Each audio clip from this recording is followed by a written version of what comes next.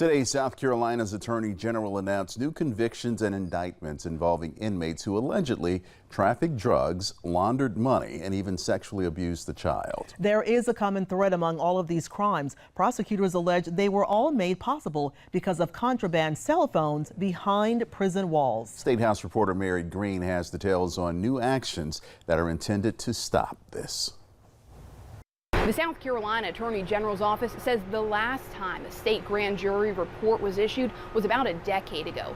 But 2 state grand juries made up of South Carolina residents just took the rare step of putting out a new report, calling on the federal government to do more to stop illegal cell phone use behind state prison walls.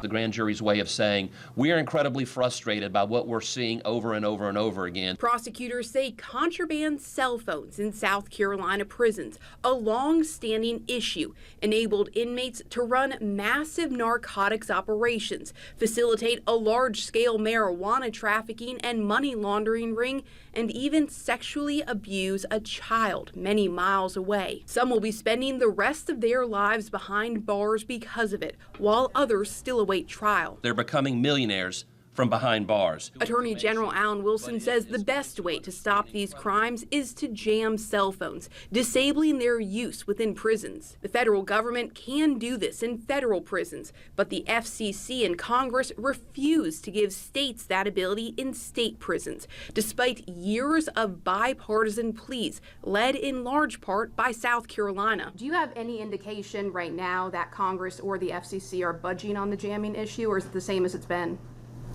It's like, I don't know, yelling into a wind tunnel. There's a lot of discussion right now, but it's all discussion just like it was. The state legislature has allocated millions of dollars in recent years to what's essentially a compromise solution program, which is now in 6 prisons with more added soon. Leaders say it's working, but not nearly as effective and more expensive than jamming. This new report from the state grand jury urges those in charge at the federal level to reverse their stance on jamming once and for all. You need to get your head out of your backside and do this now. And Wilson told me he plans to talk with U.S. Attorney General Pam Bondi soon, and that this issue will be at the top of the list for them to discuss. But ultimately, he says it does fall on Congress and the FCC to take action.